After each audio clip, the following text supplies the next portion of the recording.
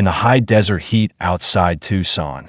The set of Rio Bravo carried the weight of a production already tested by long days and heavier expectations. Hollywood in that era ran on hierarchies as rigid as the call sheets, and everyone knew where they stood the moment they stepped onto the dusty street built to resemble a Texas town. At the top were the stars, then the directors and producers, and far below them, the men whose names never appeared on posters, but whose bodies absorbed the danger that made the picture believable. Dean Martin had arrived that morning earlier than usual, dressed not in costume, but in a simple shirt with the sleeves rolled just enough to suggest readiness rather than show.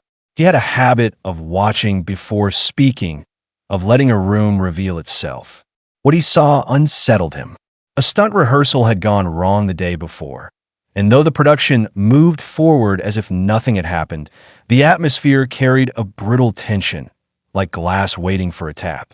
The man at the center of that tension was a veteran stunt performer whose name few on set could recall without checking a clipboard. He had doubled for stars for decades, taking falls that left scars beneath his wardrobe.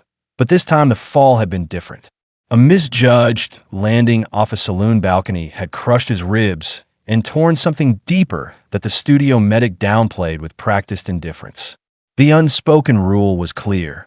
The picture must go on. He lay on a cot behind the soundstage, breathing shallow, eyes open, listening to the distant echo of dialogue being rehearsed without him. When he asked for more time, for a hospital instead of a trailer, the response came back clipped and cold, wrapped in budget talk and schedule pressure. To some, he was a replaceable part, a line item already paid for. Dean learned of it not through gossip, but through observation.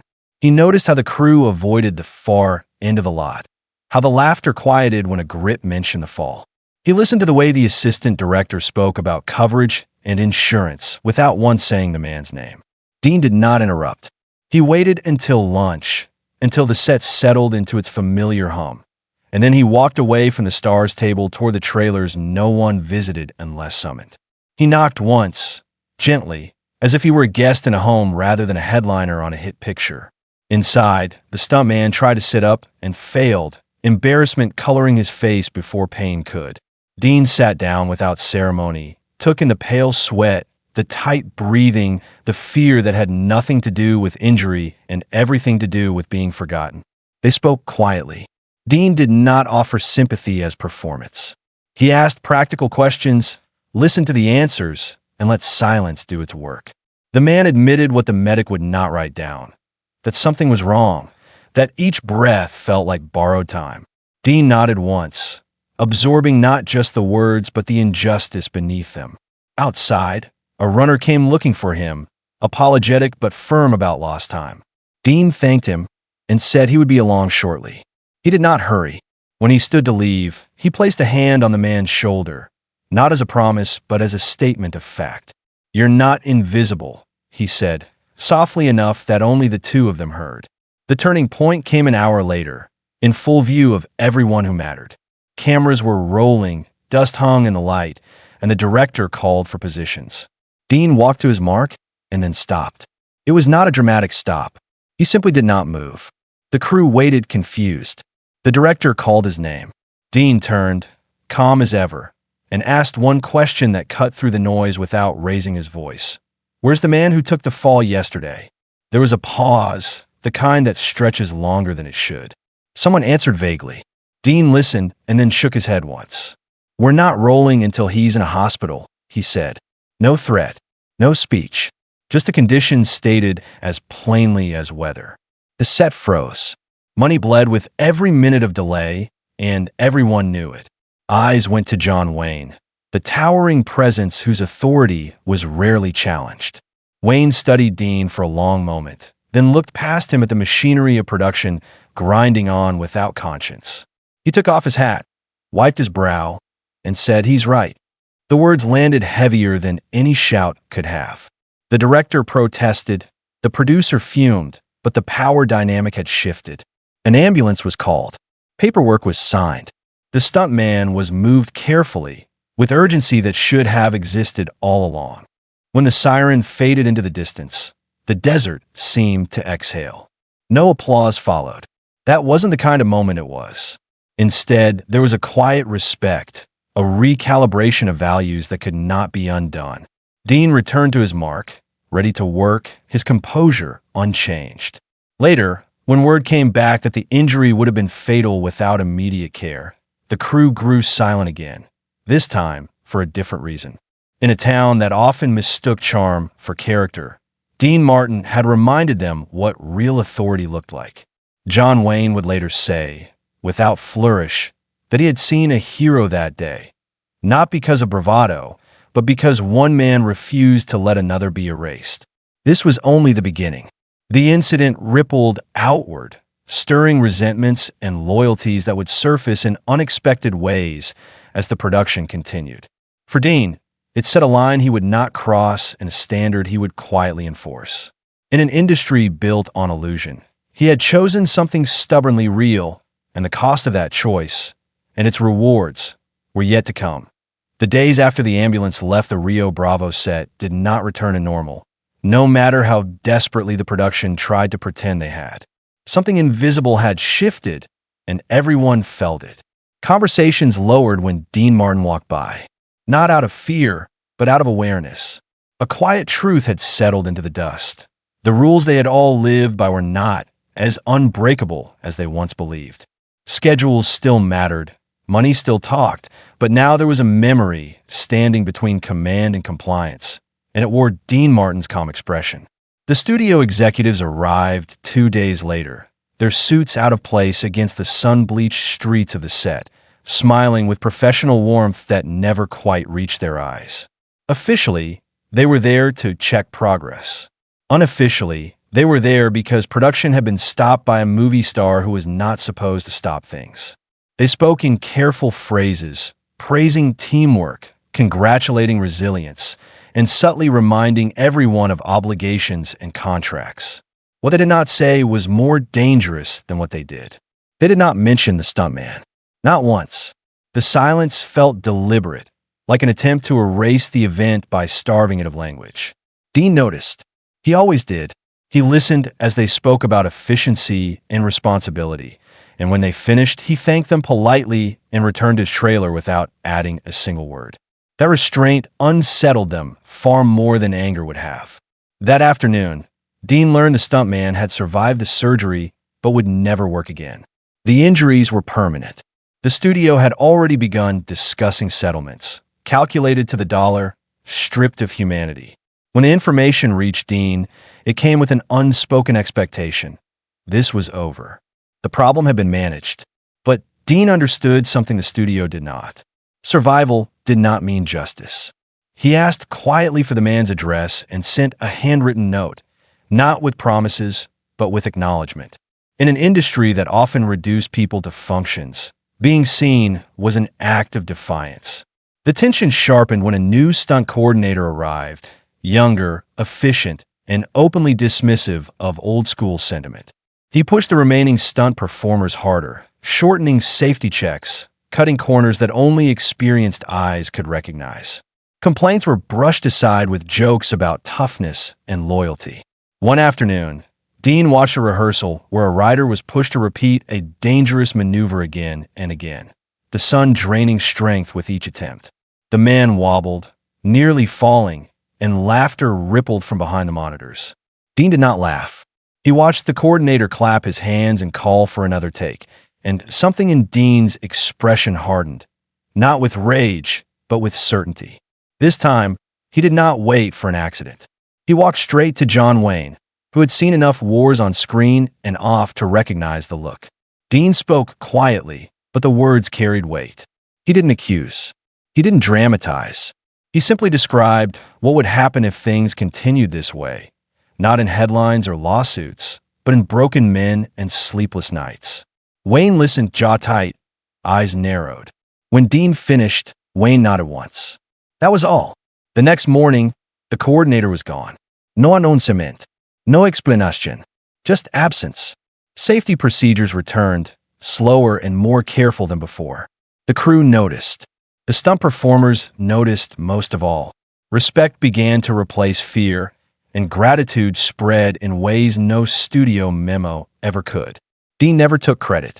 He kept his distance, his dignity intact, but the message was clear: cruelty would not hide behind efficiency on his watch. As production moved forward, resistance hardened elsewhere.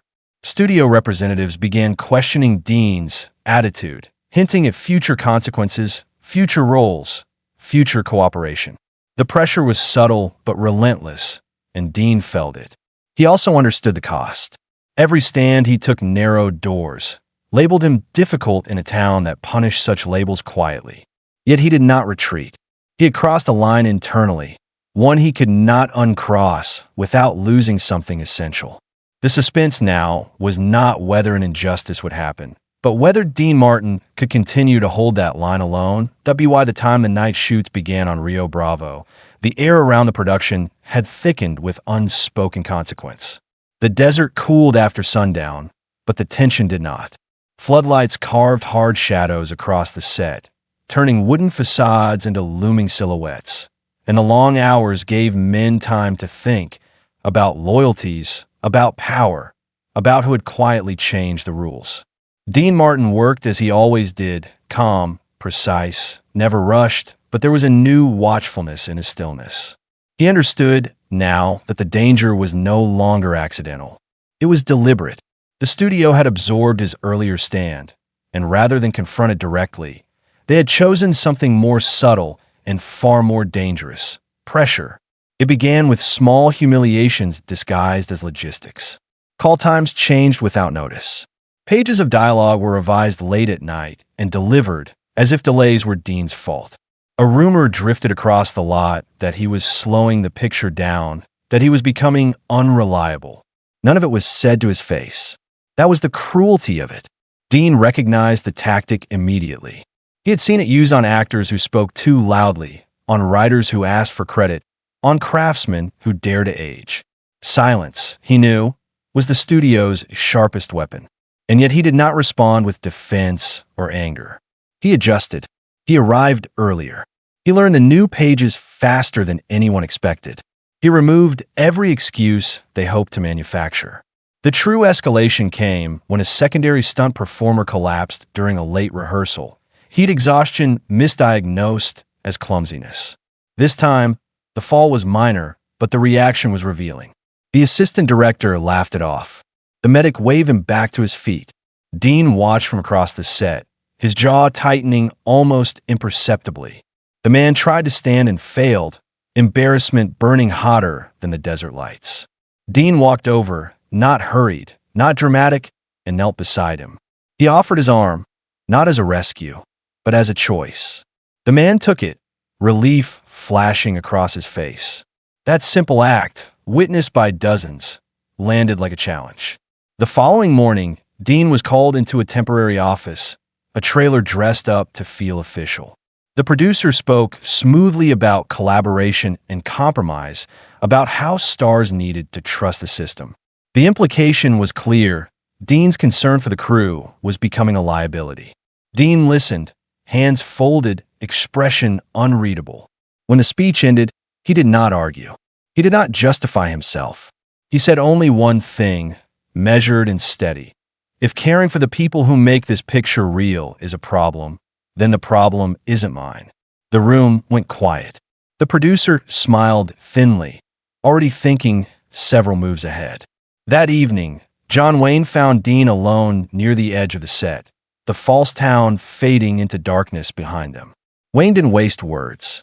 He warned him, not unkindly, but honestly. Studios could freeze careers without ever saying no. They could wait a man out. Dean nodded. He understood the warning because he had already accepted it. What he had not yet said aloud was that there were things he valued more than longevity. Wayne studied him for a long moment, then said something rare for a man of his stature. Just don't stand alone. Dean met his eyes and replied quietly, I'm not. The suspense tightened when a studio memo circulated proposing longer hours and streamlined safety measures to make up for lost time. It was bureaucratic, bloodless, and dangerous. Dean read it once and folded it carefully, as if respecting the paper itself while rejecting its intent. He did not call a meeting. He did not protest publicly. Instead, he did something far more unsettling to those in power. He shared the memo privately with department heads, with crew leaders, with men who had never been invited into decision-making rooms. He asked for their thoughts. He listened, and slowly, deliberately, a quiet consensus formed. Not rebellion, but resolve. The Rio Bravo set was no longer just a place where a Western was being made. It had become a quiet battlefield of wills, where every polite smile masked a calculation and every delay carried intention. Dean Martin felt it in the way conversations stopped when he entered a room, in the way decisions were suddenly made elsewhere and announced afterward. The studio believed it had learned how to handle him, not with confrontation, but with isolation. What they did not understand was that Dean had already accepted solitude as the cost of conscience. What unsettled him now was not the pressure directed at him, but the way it was beginning to fall on the crew again, quieter than before, sharper in its precision. The new schedule was brutal. Turnaround times vanished. Men worked on aching joints under unforgiving lights, afraid to complain because they had seen what happened to those who did. One night, a Grips union representative was escorted off the lot after questioning the revised hours. No shouting, no spectacle, just removal. The message was unmistakable. Dean watched the man leave, shoulders squared in dignity despite the humiliation, and something settled inside Dean with finality. This was no longer about isolated incidents or bad decisions. It was about power reminding everyone who held it. And Dean Martin, calm and unassuming as he appeared, had become an obstacle. The studio made its boldest move during a full cast and crew meeting, carefully staged under the pretense of transparency. Executives spoke about teamwork and sacrifice, their words polished and hollow. Then, with surgical timing, they announced that any further delays would trigger contractual consequences. The threat hung in the air, impersonal yet deeply personal. Dean listened without reaction until the room began to shift uneasily, fear replacing fatigue. When the executive finished, Dean stood, not abruptly, not theatrically, but with the quiet inevitability of a man who had already decided. He did not accuse them. He did not raise his voice. He simply asked for clarification, one sentence delivered evenly. Are you saying that safety is optional if it costs too much? The executive tried to reframe, to soften, to bury the meaning beneath language. Dean let him speak, then nodded once. Then we're done for today, he said, and turned toward the set. Cameras were ready. Lights were burning. And yet Dean did not take his mark. He removed his hat, set it carefully on a chair, and waited. The silence stretched, unbearable and total. No one dare move. That was the moment John Wayne stepped forward. He did not shout. He did not posture. He stood beside Dean, matching his stillness, and said quietly, "If he's done, I'm done." The impact was seismic. Two pillars of the production had aligned without negotiation or spectacle. The executives understood instantly what they had miscalculated. Power only worked when obedience followed, and obedience had just dissolved in front of witnesses who would never forget it. Minutes passed that felt like hours. Finally, the call was made to shut down the day. The crew dispersed slowly, stunned, something like hope flickering through exhaustion. No speeches followed. No victory was claimed. Dean picked up his hat and walked away as he always did, composed, unflinching. But everyone knew the line had been crossed in the opposite direction now. The studio had forced a choice and lost control of the answer. That'd be why the time the cameras rolled again on Rio Bravo. The silence left behind by that halted day had hardened into resolve. The studio had agreed, on paper, to restore safety protocols and humane schedules, but paper had never been the true measure of change. The real test came in the weeks that followed, when whispers traveled faster than call sheets and the consequences of defiance began to surface where no one could point to them directly. Dean Martin felt the chill in meetings he was no longer invited to, in projects that slowed and then evaporated without explanation. He did not complain. He did not posture. He continued to work with the same composure that had defined him from the start, understanding that the quiet penalties were the price of having forced a truth into daylight. The studio's final attempt to reassert control arrived disguised as reconciliation. A private dinner was arranged, warm smiles promised, and language carefully chosen to suggest unity without admitting fault. Dean attended, listened, and thanked them for the meal. When the conversation turned, gently, deliberately, toward expectations for the future, he waited until the table settled into anticipation. Then he spoke, not to threaten or bargain, but to clarify. He said he would always meet his obligations, always show up prepared, always respect the craft. And he added one line, delivered without emphasis, that landed with the weight of a verdict. I won't be part of a picture that treats people as expendable. There was no argument that could follow it. The dinner ended politely. The message had been delivered. On set, the difference was unmistakable. Safety checks were longer. Stunt rehearsals were deliberate. Men who had once kept their heads down began to stand straighter. The change did not announce itself with applause. It revealed itself in the way injuries stopped happening, in the way laughter returned without bitterness. When word came that the injured stuntman was recovering at home, Dean arranged for quiet assistance. Medical bills covered, a future secured beyond the brief mercy of a settlement. He never attached his name to it. He understood that dignity, once restored, did not need an audience. The final day of shooting carried a gravity no one had expected. As the last scene wrapped, the set fell into a hush that felt earned. John Wayne crossed the dusty street toward Dean, extended a hand, and held it longer than custom required. "You changed this place," Wayne said, not loudly, not for others, but so Dean would hear it and know it was true. Dean nodded, accepting the acknowledgement without ceremony. He had never wanted credit. He had wanted correction. Months later, at the premiere, the applause came on cue, bright and public, but the truest moment happened out of sight.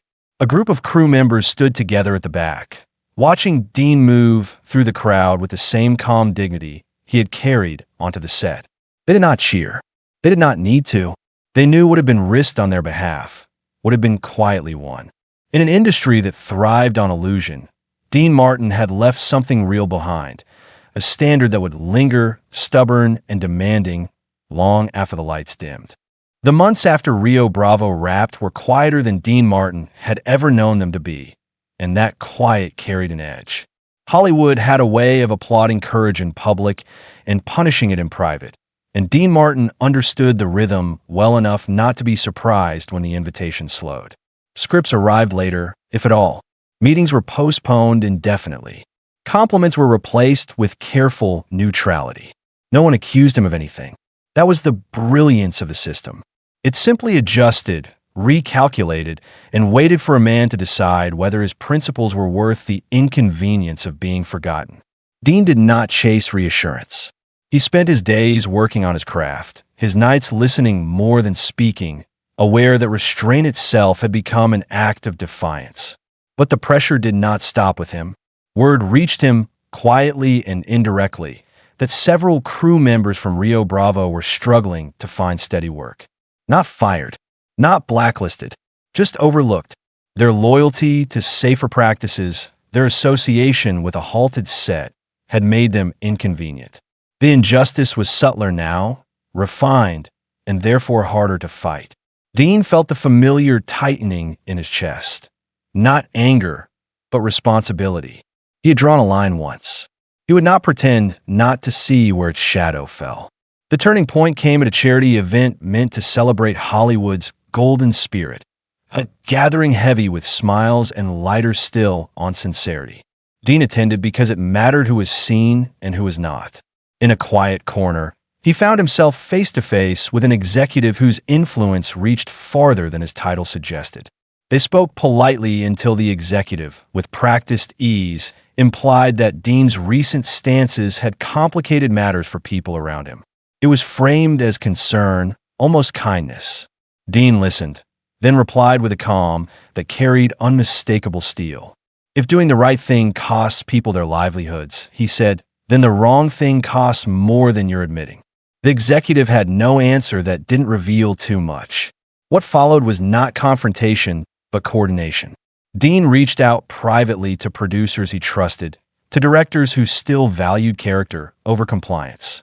He did not demand favors. He made introductions. He recommended names. Slowly, opportunities reopened, not because of pressure, but because of respect. The crew felt it first. One job led to another. Confidence returned.